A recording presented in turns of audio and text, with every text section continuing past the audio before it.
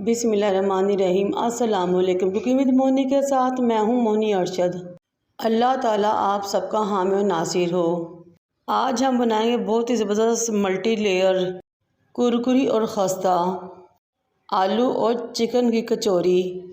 वो तमाम टिप्स और ट्रिक्स जो कि मैंने कचौरी बनाने के दौरान इस्तेमाल किए हैं, तो यकीन करें आपकी कचौरी बहुत ही खस्ता कुरकुरी होती लेयर्स वाली बनेंगी कि आप उसकी एक एक लेयर को अलग अलग खोल सकते हैं, जिस तरह कि आपको नज़र आ रहा है इंशाल्लाह ताला।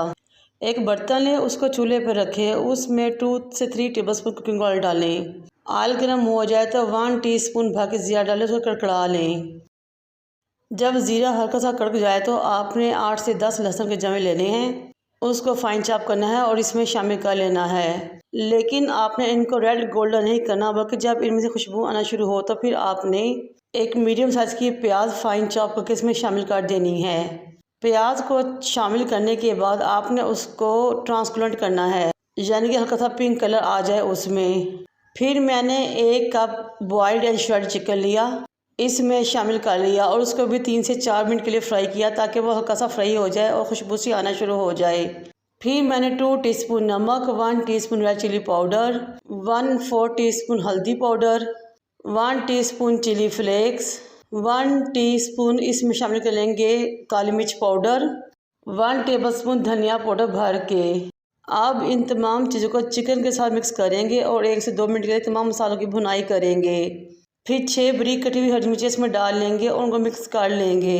साथ ही ज़्यादा सारा बारीक कटा हुआ हरी धनिया शामिल करेंगे और उसको भी मिक्स कर लेंगे। जब तमाम इंग्रेडिएंट्स वेल कंबाइन हो जाए तो मैंने ½ kg बॉयल एंड रफली मैश आलू लिए थे और वो भी इसमें शामिल कर लिए। आपने आलू का बिल्कुल चूरा नहीं करना, बल्कि हल्का हल्का मोटा रखना है उनको। अब इन तमाम चीज़ों के साथ आलू को अच्छे तरीके से मिक्स कर देंगे और फ्लेम को ऑफ कर देंगे। ये हमारा बहुत ही ज़बरदस्त टेस्टी मज़े से बैटर रेडी हो चुका है। ये बैटर इतना मज़ेदार रेडी हुआ था कि अगर आप चाहें तो रोटी के साथ भी खा सकते हैं, यकीन के मज़ा ही आ जाएगा। अब इन चीज़ों को एक अलग बोल में शिफ्ट करें और रेसिपी के नेक्स्ट स्टेप की तरफ चलते हैं। एक बाउल लिया, उसमें मैंने 3 कप मैदे को अच्छे तरीके से छान कर शामिल कर लिया। फिर 1 टीस्पून कलौंजी, 1 टीस्पून नमक और 6 टेबलस्पून मैंने इसमें घी के शामिल कर लिए। क्योंकि 3 कप मैदा था, इसलिए 1 कप में 2 टेबलस्पून घी के शामिल होते हैं। मैंने 6 टेबलस्पून घी के शामिल किए। अब इन चीज़ों को मैदे के साथ इतने अच्छे तरीके से मिक्स करना है कि इनके क्रम्स बन जाएं।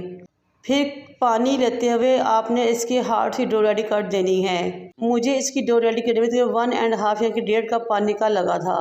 फिर इसको गूंदने के बाद घी से ग्रीसिंग करें और 10 मिनट के लिए साइड पर रख दें, ताकि अच्छे तरीके से सेट हो जाए। 10 मिनट बाद मैं आटे को काउंटर पे ले आई, थोड़ा सा मैदा छिड़का और आटे को एक मरतबा अच्छे तरीके से 1-2 मिनट के लिए गूंद लिया और इसका एक बड़ा सा पेड़ा रेडी कर लिया। फिर इस पेड़े को छुरी या कटर की मदद से 6 इक्वल पार्ट्स में डिवाइड कर दिया। आटे के इन पोर्शंस को हमने गोल से प्यारे से पेड़े में रेडी कर लेना है। ये 6 पेड़े रेडी हुए थे, जिससे हम 12 कचौरियाँ रेडी करेंगे, यानी कि एक पेड़े से 2 कचौरियाँ। अब काउंटर पे मैदे को छिड़केंगे और एक पेड़े को काउंटर पे ले आएंगे, उसको बेलना शुरू करेंगे। आपने इस पेड़े को बेलते हुए बड़ी सारी रोटी लंबाई की शक्ल में रेडी कर लेनी है, लेकिन ख्याल है कि ये रोटी बहुत ज़्यादा बारीक भी ना हो, बहुत ज़्यादा मोटी भी ना हो।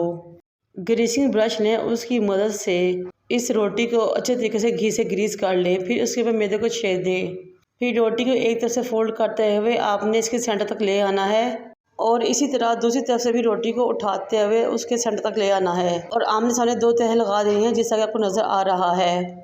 अगेन इन तहों के ऊपर आपने घी की ग्रीसिंग करनी है, मैदा छिड़कना है और फोल्ड कर देना है। इस तरह एक लंबी सी पट्टी रेडी हो जाएगी। उसको आपने इस तरह थपथपाते हुए लंबा कर लेना है, दबाते हुए भी। फिर उसके ऊपर भी घी की ग्रीसिंग करें, मैदा छिड़के और इसको एक तरफ से फोल्ड करना शुरू करें और फोल्ड करते हुए पेड़े की शक्ल दे दें और किनारों को उंगली की मदद से जोड़ दें, जिस तरह आपको नज़र आ रहा है।